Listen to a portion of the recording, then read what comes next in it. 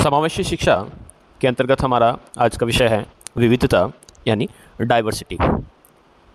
Course में आपके diversity का अर्थ और परिभाषाएं दे रखी हैं।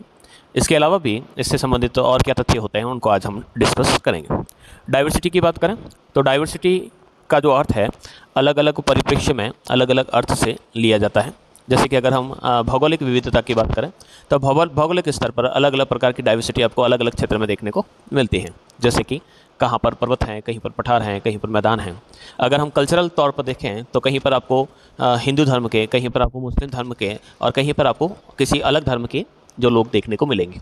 लेकिन यहाँ पर जो हमारा जो उद्देश्य है इस डाइवर्सिटी का समावेशी शिक्षा के अंतर्गत, यहाँ पर ये उद्देश्य है कि एक क्लासरूम के अंतर्गत जो अलग अलग डाइवर्सिटीज़ के या विविधताओं वाले जो बालक पाए जाते हैं उनको हम कैसे समझें, ये विविधता क्या होती है और किस प्रकार से इस विविधतापूर्ण वातावरण में उन विशेष आवश्यकता वाले बालकों को भी सामान्य बच्चों के समान ही शिक्षा प्रदान की जा सके। चलिए हम डिस्कस करते हैं कि विविधता क्या होती है। सबसे पहले हम सामान्य परिचय की बात करें। एक उदाहरण दे रखा है कि विभिन्नताएं यानी डाइवर्सिटी जो है वह यानी जो डिफ्रेंशिएशन जो पाए जाते हैं अलग अलग व्यक्तियों में अलग अलग प्रकार की भिन्नताएं पाई जाती हैं और यही जो विभिन्नता है वे विविधताओं को जन्म देती हैं। एकजुटता विविधता को संरक्षित करती है और इसी प्रकार से अगर हम इस प्रकार की विभिन्नताओं को एकजुटता के साथ रखें तो इस प्रकार की विविधता को संरक्षित किया जा सकता है। ऐसा कथन रविंद्रनाथ टैगोर ने दिया है। एनसीएफ 2005 तथा आरटीई राइट टू एजुकेशन 2009 आने के बाद अगर हम बात करें तो कक्षाओं और विद्यालयों में विविधता को एक महत्वपूर्ण संसाधन के रूप में अपनाया जाने लगा। यानी एनसीएफ नेशनल करिकुलम फ्रेमवर्क 2005 और आरटीई 2009 ये अपेक्षा करता है कि विभिन्न कक्षाओं के अंतर्गत विभिन्न विद्यालयों में जो इस प्रकार की विविधता पाई जाती है इन विविधताओं को एक संसाधन के रूप में हम अपनाएं और इस प्रकार की शिक्षा व्यवस्था वहाँ पर उपलब्ध करवाई जाए। विद्यालयों में विविधता के उचित प्रबंधन के द्वारा समावेशन को प्रोत्साहित करने तथा गुणवत्तापूर्ण शिक्षा प्रदान करने इत्यादि के अवसरों में बढ़ोतरी हुई। यानी इसी प्रकार से ये जो विविधता पाई जाती है इसी विविधता ने हमें एक उद्देश्य प्रदान किया है कि किस प्रकार से हम एक समावेशी शिक्षा व्यवस्था के अंतर्गत हम एक गुणवत्तापूर्ण शिक्षा प्रदान हर एक बालक को प्रदान कर सकें। उद्देश्य की बात करें इस पूरे पाठ के अंतर्गत हम पढ़ेंगे कि विविधता क्या होती है। हम पहचान पाएंगे कि हमारे आसपास की क्षेत्रों में, हमारी कक्षाओं में, हमारे समाज में कहाँ कहाँ पर विविधता पाई जाती है, हम उन्हें कैसे एक दूसरे से अलग रख सकते हैं। इसी प्रकार से विद्यमान जो विविधताएं हैं उनको एक रिसोर्स के रूप में हम देखेंगे तथा साथ ही साथ विशेषकर कक्षा में बच्चों के बीच विद्यमान जो विविधता है उनको हम संसाधन के रूप में देख पाएंगे और हम यहाँ पर ये भी समझेंगे कि किस प्रकार से ये विविधताएं जो होती हैं हमें समृद्ध करती हैं। एक छोटा सा उदाहरण के तौर पर देखिए कि अगर हमारे एक कक्षा के अंतर्गत दो धर्म विशेष के लोग या धर्म विशेष की जो बच्चे पढ़ते हैं तो कहीं ना कहीं दोनों ही जो बालक होते हैं वो एक दूसरे की संस्कृति से रूबरू होते हैं। इसी के साथ वह अपने आप को परिष्कृत करते हैं, परिमार्जित करते हैं और कुछ में बदलाव हमारे शरीर, हमारे पहनावे और हमारे बोलचाल, हमारे व्यवहार में लाने का प्रयास करते हैं। और इसी प्रकार से कहा गया है कि यही जो विविधताएं होती हैं ये हमें काफ़ी समृद्ध करती हैं, दूसरों को जानने में मदद करती हैं और इन्हीं विविधताओं के साथ हम सामान्य बालकों के साथ भी विशिष्ट बालक भी समान रूप से आगे बढ़ते हैं। धर्म, रहन सहन, खान पान, भाषा, त्यौहार इत्यादि में जो भिन्नता पाई जाती है उसमें जो विविधता को हम देखते हैं, समझते हैं, वह सारा जो है इस अध्ययन के बाद आप सक्षम हो सकेंगे। असमानता और विविधता के अंदर क्या फ़र्क है, क्या अंतर है, इसको भी हम यहाँ पर समझेंगे तथा साथ ही साथ अगर हम हमारी कक्षा के अंतर्गत नज़र दौड़ाएं तो हम कुछ ऐसे बालकों को या ज़रूर पहचान कर पाएंगे जो बिल्कुल अलग हैं। यानी व्यक्तिगत भिन्नता हर जगह पर पाई जाती है। कोई भी दो बालक, यहाँ तक कि दो सगे भाई भी एक जैसे नहीं हो सकते, उनमें कुछ न कुछ विविधताएं देखने को मिलती हैं। तो इन्हीं विविधताओं के साथ किस प्रकार से शिक्षण अधिगम प्रक्रिया को सफल, सुगम एवं सरल बनाया जा सकता है उससे संबंधित हम अध्ययन करेंगे।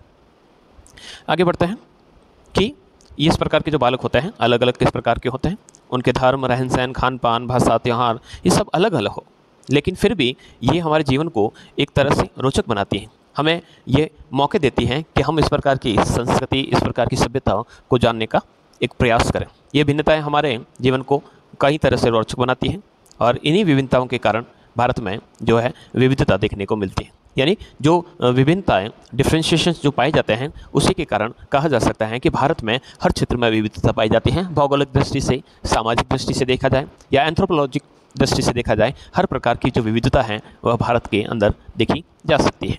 इसी प्रकार की ये जो विविधताएं होती हैं या जो ये अनेकताएं होती हैं, हमारे जीवन को किस प्रकार से बेहतर बनाती हैं, यह भारत जो है जहाँ पर इतनी सारी विविधताएं पाई जाती हैं, वह क्यों है, किस प्रकार से ये विविधताओं वाला देश बना, क्या सभी प्रकार की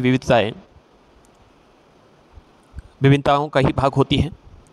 तो इसके लिए हम कुछ प्रयास कर सकते हैं। प्रयास यानी इस प्रकार के जो प्रश्न हमारे मस्तिष्क में उठते हैं कि ये विभिन्नताएं या विविधताएं किस प्रकार से पाई जाती हैं, उनको लेकर हम कुछ प्रयास कर सकते हैं। जैसे कि क्लासरूम्स की अगर हम बात करें तो सभी प्रकार के बालक, चाहे हिंदू धर्म के हो, चाहे वह मुस्लिम धर्म के हो, चाहे वह आर्थिक रूप से सक्षम ना हो, चाहे वह धनाढ़ी परिवार के हो, चाहे वह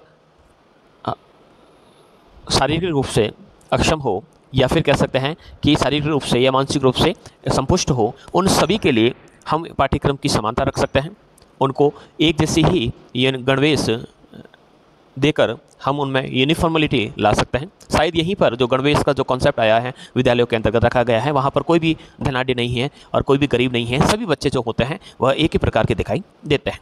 और सभी के लिए नियम एक जैसे हो, समय सारणी सभी प्रकार के बालकों के लिए समान हो, सहभागिता के अवसर सभी को मिलें, चाहे खेल हो, चाहे प्रतियोगिता हो, चाहे किसी प्रकार के शैक्षिक गैर शैक्षिक कार्य हो, उन सभी में, या करिकुलम या एक्स्ट्रा करिकुलम जो एक्टिविटीज़ हो, उन सभी में सभी को सहभागिता के समान अवसर मिले, सभी को बोलने के समान अवसर मिले, सभी का मूल्यांकन हम एक ही तरीके से करें, या फिर उनके लिए जो टीचिंग एंड लर्निंग की जो व्यवस्था है वह भी एक जैसी रहे, और साथ ही साथ जितना भी जो वातावरण हम क्लासरूम के अंतर्गत बनाते हैं वह सभी के लिए एक समान हो, चाहे वह शैक्षिक हो चाहे भौतिक हो। शैक्षिक का अर्थ होता है कि हम पाठ्य पुस्तकें हो, पढ़ाने के तरीके हो, चाहे हम शिक्षण विधियों की बात करें, ये सभी जो हैं वह एक जैसे दिखाई दे। इसी प्रकार से भौतिक संसाधनों की बात करें तो भौतिक संसाधनों के अंतर्गत हम बात करेंगे कि जितने भी जो सुख सुविधाएं हैं, क्लासरूम्स है, उसमें बैठने की व्यवस्था है, उनके लिए जो सुविधाएं जुटाना है, वो सारी की सारी चीज़ें जो हैं वह किसी बिना भेदभाव के सभी के लिए एक समान हो। आगे बढ़ते हैं।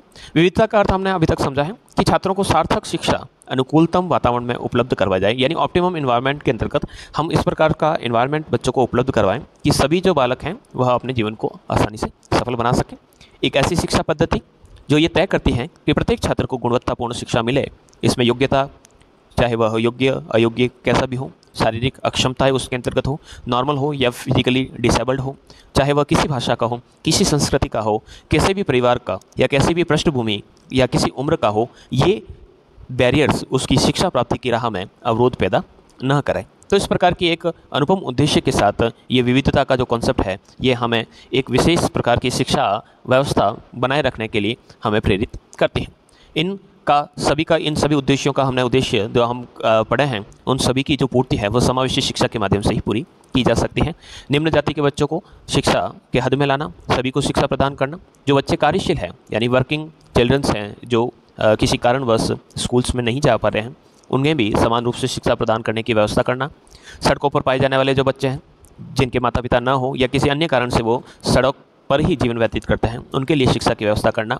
कुछ प्रवासी श्रमिक जो मजदूरी या रोजगार की तलाश में अपना मूल राज्य या मूल देश छोड़कर दूसरे क्षेत्र में पहुंच जाते हैं, वहां पर उन बच्चों के लिए शिक्षा की व्यवस्था करना। और कुछ जो बीमारी जैसे कि HIV एड्स से संबंधित या किसी प्रकार के ऐसे बच्चे जो शारीरिक रूप से या मानसिक रूप से अक्षम हैं, उन बच्चों के लिए भी समान रूप से शिक्षा व्यवस्था करना इसका एक प्रमुख उद्देश्य है।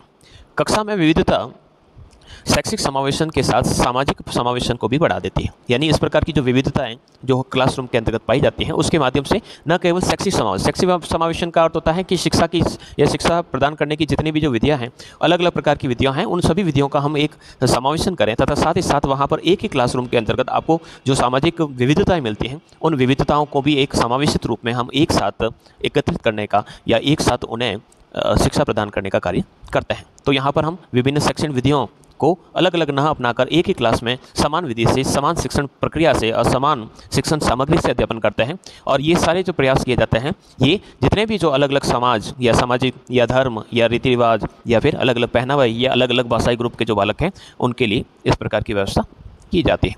बहुत महत्वपूर्ण हो जाता है कि हमारा समाज आगे बढ़े, सभी लोगों के बीच सम्मान हो, चाहे हर एक की कुछ भी स्थिति हो, यानी किसी प्रकार की स्थिति हो, वह इस प्रकार के कार्य। तो व्यक्तिगत भिन्नताओं के साथ जितने भी जो बालक हैं, व्यक्तिगत भिन्नताएं हो चाहे सामाजिक भिन्नता हो, इन सभी व्यक्तिगत सामाजिक भिन्नताओं के साथ हम एक ही क्लास के अंतर्गत सभी बालकों को समान प्रकार की समान शिक्षा पद्धति से शिक्षा प्रदान करने की कोशिश इसके माध्यम से करते हैं। लेकिन ऐसा होने के लिए सभी सामाजिक क्षेत्रों में विविधता का ध्यान देना आवश्यक है। घरों, सभी स्तरों पर शैक्षिक केंद्र और निश्चित रूप से समाज में विविधता पर ध्यान देना एक महत्वपूर्ण उद्देश्य है। पूरे समाज में यह ध्यान रखा जाना चाहिए कि कहाँ कहाँ पर विविधता पाई जाती है। इन विविधताओं में चुनौतियाँ भी होती हैं और सरोकार भी हैं।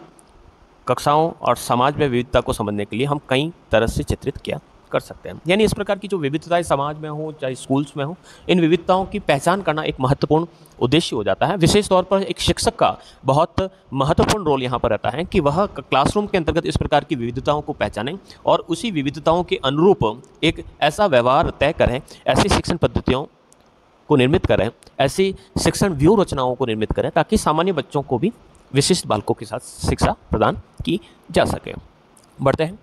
विद्यालय शिक्षा में समावेशी शिक्षा का अत्यधिक विकास करने के लिए विद्यालय सुरक्षा आवास, यानी विद्यालय में इस प्रकार की सुरक्षा आवास, शौचालय, पीने के पानी की समुचित व्यवस्था की जा सकती है तथा बच्चों की व्यक्तिगत विशेषताओं को ध्यान में रखते हुए उनकी रचनात्मक क्षमताओं का विकास करना चाहिए। यानी इस प्रकार के वोकेशनल कोर्स हो या इस प्रकार से क्राफ्ट से रिलेटेड कोर्स हो या इस प्रकार के कार्य भी रखे जाने चाहिए जिसमें सभी बच्चे जो हैं समान रूप से भाग ले सके। जैसे कि अगर किसी प्रकार का कोई खेल चल रहा है और उस खेल के अंतर्गत कुछ बच्चे जो हैं वह उसके अंतर्गत भाग नहीं ले पाते हैं, कारण ये हो सकता है कि वह अपने आप को अलग समझते हैं या फिर कह सकते हैं उनके अंदर कुछ अक्षमता है।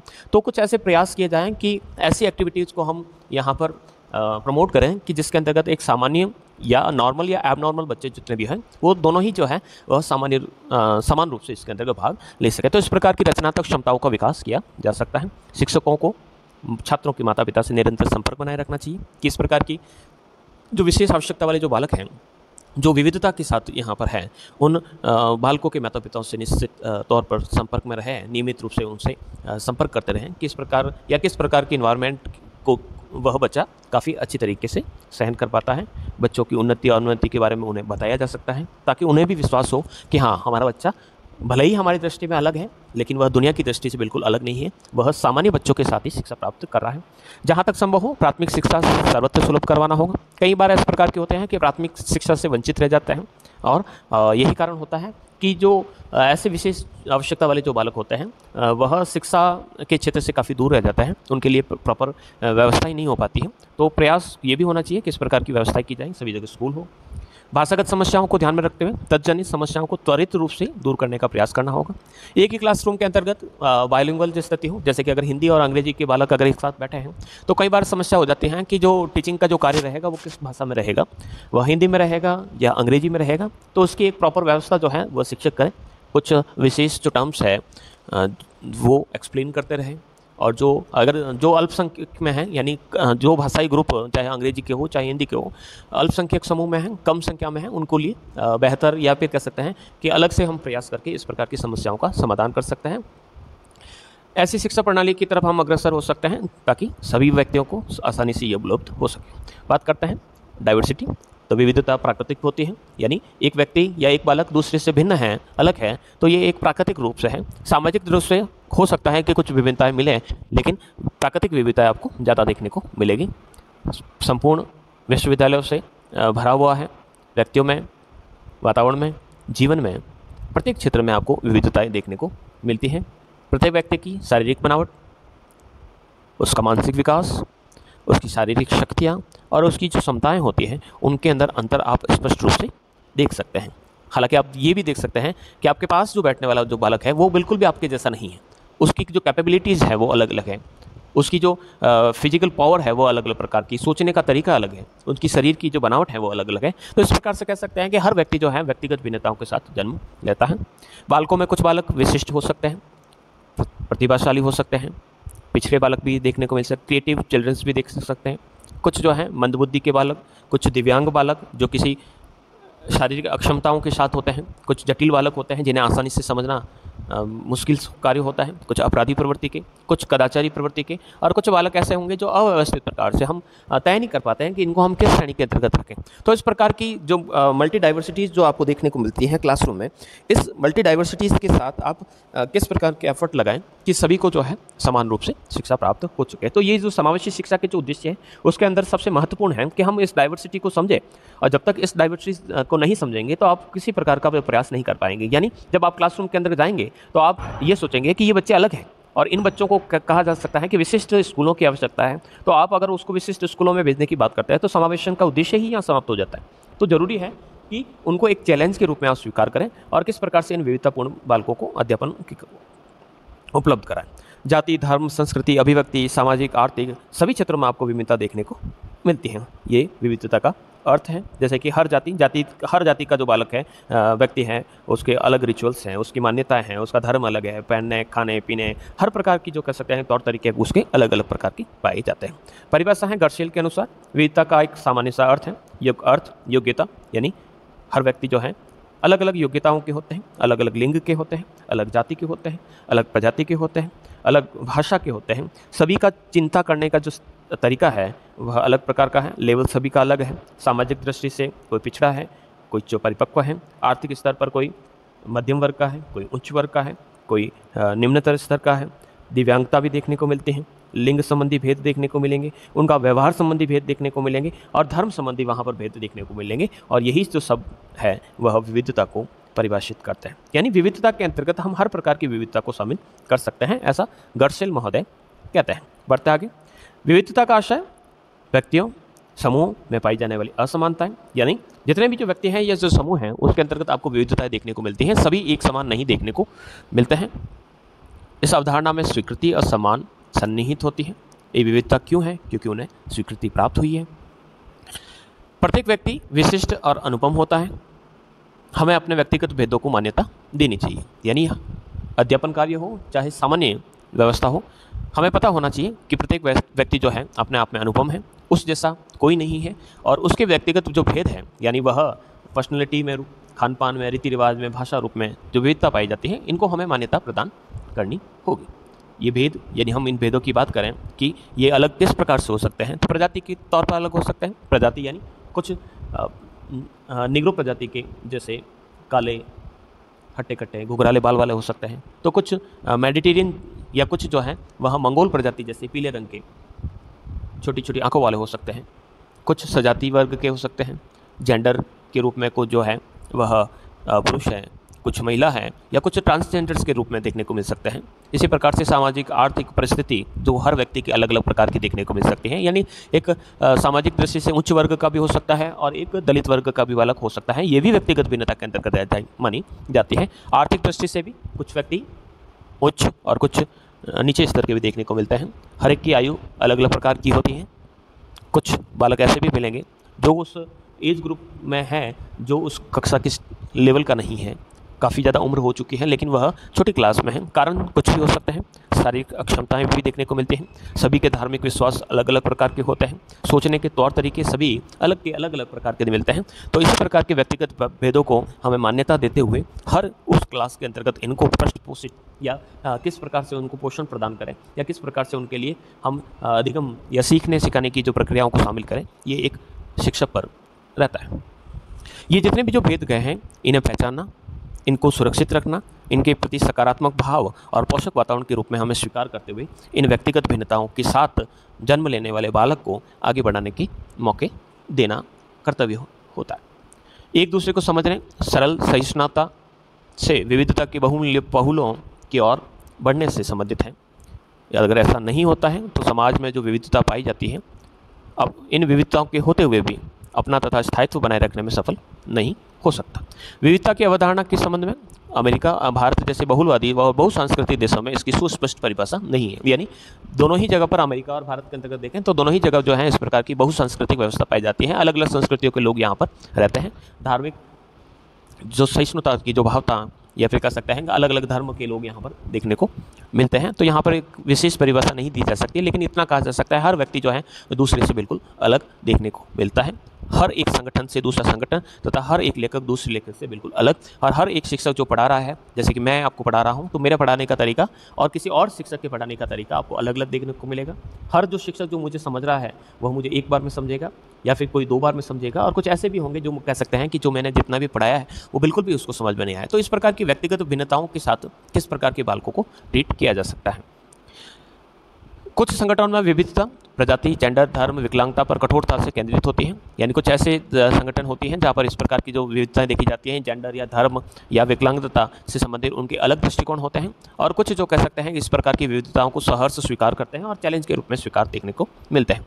वेलर ने विविधता का संप्रतिकरण, या वेलर ने इस प्रकार का अर्थ बताया है कि विविधता क्या है। तो विविधता का अर्थ उन्होंने बताया है कि लोगों में पाए जाने वाले व्यक्तिगत भेद, यानी हर व्यक्ति जो दूसरों से बिल्कुल अलग देखने को मिलता है, तथा समानताओं को बहुलता के रूप में किया, यानी हर व्यक्ति जो पाए जाते हैं या प्रत्येक दूसरा जो व्यक्ति होता है वो एक से बिल्कुल अलग देखने को मिलता है। उनमें कुछ व्यक्तिगत भिन्नताएं मिलती हैं और कुछ जो है वहाँ पर आपको सिमिलरिटीज़ भी यानी डिफरेंशिएशन भी देखने को मिलते हैं, और वहाँ पर इक्वलिटीज़ जो है वह भी आपको देखने को मिल सकती है। विविधता में अनेक मानवीय लक्षण, जैसे कि विविधता की बात करें तो आयु संबंधी हो सकती है, जाति संबंधी हो सकती है, नस्ल संबंधी हो सकती है, किस राष्ट्र में जन्म हुआ है उससे संबंधित, धर्म, जाति, लैंगिक अभिविन्यास, ये सारी जो है ये आपको विविधताएं देखने को मिलती हैं। बात करते हैं विविधताओं के कारण क्या है। तो अलग अलग जातियों के और अलग अलग धर्मों के लोग भारत में निवास करते हैं, तो यहाँ पर स्पष्ट है कि इस प्रकार की अलग अलग संस्कृतियाँ और अलग अलग धार्मिक मान्यताएं जो हैं यहाँ पर देखने को मिलती हैं। अनेक प्रकार की भाषाएं यहाँ पर प्रचलित हैं और कई प्रकार की प्रजातियों का यहाँ पर अस्तित्व देखने को मिलता है। तो व्यक्तिगत भिन्नताएं होना एक सामान्य सी यहाँ पर बात देखने को मिलती है। फिर भी अगर हम बात करें तो ये सारे के सारे जो हैं अलग अलग जातियों के, अलग अलग धर्म के और अलग अलग भाषाओं के जो लोग होते हैं वह एक ही देश में एक ही साथ निवास करते हैं। तो ये भारतीय समाज में आपको विविधताएं देखने को मिलती हैं। ये तो रही आपकी सामाजिक और धार्मिक और आर्थिक विभिन्नताएं, लेकिन इसके साथ साथ भी जो रहती हैं जो मानसिक और जो शारीरिक जो भिन्नताएं मिलती हैं उनको भी यहाँ पर इसके साथ रखा जा सकता है। जातीय कारण, तो जातीय कारण हम बात करते हैं, यहाँ पर मैं थोड़ा सा इसको आगे चला देता हूँ, जल्दी चलाऊँगा। तो जातीय कारण, जातियों के आधार पर अलग अलग प्रकार की जातियाँ यहाँ पर देखने मिलती हैं, अलग अलग प्रकार की प्रजातियाँ यहाँ पर देखने को मिलती हैं। इसी प्रकार से अलग अलग भाषाओं के लोग यहाँ पर निवास करते हैं, सभी की अलग अलग भाषा है, कुछ इंडो आर्यन भाषा के हैं, कुछ द्रविड़ भाषा समुदाय के हैं और कुछ आस्ट्रिक भाषा समुदाय के देखने को मिलते हैं, और सभी भाषाओं के जो लोग होते हैं वह एक ही देश के अंतर्गत निवास करते हैं। तो इस प्रकार की व्यक्तिगत भिन्नताएं आपको देखने को मिलती हैं। इसी प्रकार से भौगोलिक कारकों के आधार पर अगर देखें तो जो विविधता है, कुछ आपको हिमालय जैसे पर्वतीय क्षेत्रों में मिलते हैं, कुछ गंगा और ब्रह्मपुत्र के मैदानी क्षेत्रों में रहने वाले लोग मिलेंगे, और कुछ जो है वो पठारी क्षेत्रों के अंतर्गत रहने वाले लोग देखने को मिलेंगे। सभी का जो वेशभूषा, संस्कृति, खान पान, रीति रिवाज, सामाजिक संगठन, वहाँ पर जो पाई जाने वाली आर्थिक क्रियाएँ, ये सभी जो हैं आपको अलग अलग प्रकार की देखने को मिलेगी। तो इन्हीं विभिन्नताओं को हम नज़रअंदाज करते हुए शिक्षा प्रक्रिया या समावेशी शिक्षा के उद्देश्य को प्राप्त करने की कोशिश करते हैं। अलग अलग प्रजातियों के लोग यहाँ पर देखने को मिलते हैं, कुछ निग्रो, कुछ श्वेत काकेशियन जैसे, कोई पीले मंगोलियन जैसे, और कुछ जो है काले निग्रो जैसे लोग यहाँ पर देखने को मिलते हैं। तो ये विविधता का जो चैप्टर है, कुछ जनजातीय कारण जो है यहाँ पर देखने को मिल सकते हैं। धार्मिक कारणों पर कुछ हिंदू, कुछ मुस्लिम, कुछ सिख और कुछ ईसाई धर्म के लोग मिलते हैं।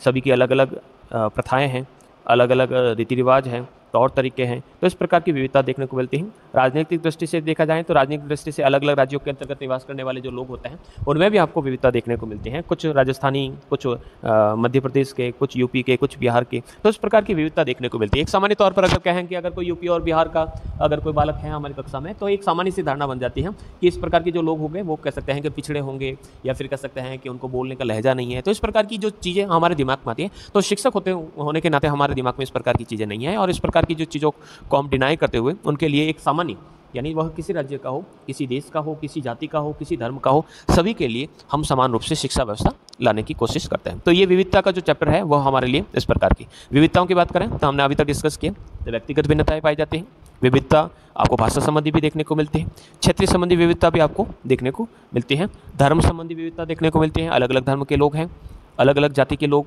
अलग अलग जनजातीय समूह के लोग, और अलग अलग जेंडर संबंधी विविधता, अलग अलग जेंडर यानी कुछ पुरुष हैं, कुछ महिला है, और कुछ जो है वह आपको ट्रांसजेंडर के रूप में देखने को मिलती है। तो इस प्रकार के चाहे किसी प्रकार की व्यक्तिगत भिन्नता हो, शारीरिक रूप से सक्षम हो या अक्षम हो, किसी भाषा का हो, किसी क्षेत्र का निवासी हो, किसी धर्म से बिलोंग करता हो, किसी भी जाति का हो, किसी भी न जातीय ग्रुप से बिलोंग करता हो, या किसी भी जेंडर का हो, सभी के लिए जो इक्वलिटी यानी विविधता या असमानता जो ये पाई जाती है उनको हम नज़रअंदाज करते हुए एक समावेशी उद्देश्य को यहाँ पर प्राप्त करने की कोशिश करते हैं। कुछ निःशक्त छात्रों की विविधता देखने को मिलती है जो कह सकते हैं कि कैपेबल नहीं है इस प्रकार की सामान्य रूप से शिक्षा प्राप्त करने में। तो व्यक्तिगत भिन्नताएं जो हैं, कुछ बुद्धिमान देखने को मिलेंगे, कुछ जो हैं एक बार में सीख लेते हैं, कुछ ऐसे बालक मिलेंगे जिसको सीखने में काफ़ी ज़्यादा समय लगता है। तो इस प्रकार की शैक्षिक विविधता वाली जो क्लास है उसके अंतर्गत जो बालकों का समायोजन करना होता है। भाषा संबंधी विविधता की बात करते हैं तो भारत के संदर्भ में यहाँ पर बंगला, मराठी, पंजाबी अलग अलग भाषा के यहाँ पर लोग रहते हैं। सभी के लिए समान भाषा, समान शिक्षण विधि का प्रयोग करते हुए हम जो कह सकते हैं कि किस प्रकार से कक्षा के अंतर्गत इंटरेक्शन करें। इसके अलावा क्षेत्रीय विविधता की बात करें तो क्षेत्रीय विविधता में अलग अलग क्षेत्रों के लोग होते हैं, कुछ ग्रामीण क्षेत्रों के हैं, कुछ शहरी क्षेत्रों के हैं। सभी जो है तकनीकी स्तर जो है वो अलग अलग प्रकार का देखने को मिलता है। कहीं पर आसानी से शिक्षा उपलब्ध हो जाती है तो कुछ ऐसे क्षेत्र होते हैं जहाँ पर इस प्रकार की शिक्षा आसानी से उपलब्ध नहीं होता है। कर्म संबंधी विविधता तो हर एक के जो कह सकते हैं कि अलग अलग कर्म देखने को मिलते हैं। अलग धर्म में उनकी जीवन जीने की शैली, उनकी उपासना की जो पद्धतियाँ हैं अलग अलग प्रकार के देखने को मिलते हैं। कुछ अल्पसंख्यक समुदाय जो होते हैं वह कह सकते हैं कि उनकी क्या भी जो धार्मिक मान्यता है उनका कुप्रभाव शिक्षा पर पड़ता है। तो इस प्रकार की जो चीज़ें हैं उनको हम किस प्रकार से दूर करें, ये भी समावेशी शिक्षा का उद्देश्य है। जाति संबंधी, जनजाति संबंधी विविधताओं को हम पहले से डिस्कस कर चुके हैं कि नेक्स्ट है जेंडर संबंधी विविधता। तो कुछ बालिकाएं, कुछ बालक और कुछ जो ट्रांसजेंडर्स हैं उनकी शिक्षा के लिए विशेष उपबंध लाए जाए। निःशक्तजनों यानी जो शारीरिक रूप से या मानसिक रूप से या शैक्षिक रूप से जो विशिष्ट बालक हैं उनके लिए, या सामाजिक रूप से जो कुसमायोजित है, समस्यात्मक है, तिरस्कृत है, इस प्रकार के बालकों की हम बराबर व्यवस्था करें। जैसे कि शारीरिक रूप से के अंतर्गत जो है किसी को दिखता नहीं है, कोई सुनने में अक्षम है, किसी की जो अस्थि बाधित है यानी उसके हड्डियों के अंतर्गत विकृतता है, कुछ बोलने में अक्षम है। मानसिक रूप से कुछ अति प्रतिभाशाली हैं, कुछ सृजनशील हैं, तो कुछ मंदबुद्धि के बालक मिलेंगे। इसी प्रकार से शैक्षिक रूप से पिछड़े बालकों में कुछ जल्दी सीखने वाले, कुछ धीमे सीखने वाले, सामाजिक दृष्टि से कुसमायोजित, समस्यात्मक, तिरस्कृत या अपराधी बालक यहाँ पर देखने को मिलते हैं। तो इन सभी की जो विशेष शैक्षिक आवश्यकताएं होती हैं उनको पूरा करने का जो प्रयास है वह समावेशी शिक्षा में इस विविधता वाले कॉन्सेप्ट को ध्यान में रखते हुए हम करने का प्रयास करते हैं। तो ये था हमारा विविधता वाला चैप्टर। तो विविधतापूर्ण जो वातावरण पाया जाता है क्लासरूम के अंतर्गत, इस विविधतापूर्ण वातावरण के अंतर्गत रहते हुए हम किस प्रकार से सभी के लिए समान, सुलभ और सर्वसुलभ और एक सरल शिक्षण व्यवस्था उपलब्ध कराते हैं, या शिक्षा प्राप्त करने के जो समावेशी जो माध्यम उपलब्ध कराते हैं उनके लिए हमें ज़रूरी है कि सबसे पहले हम इस विविधता को पहचानें। आज के लिए इतना ही, धन्यवाद।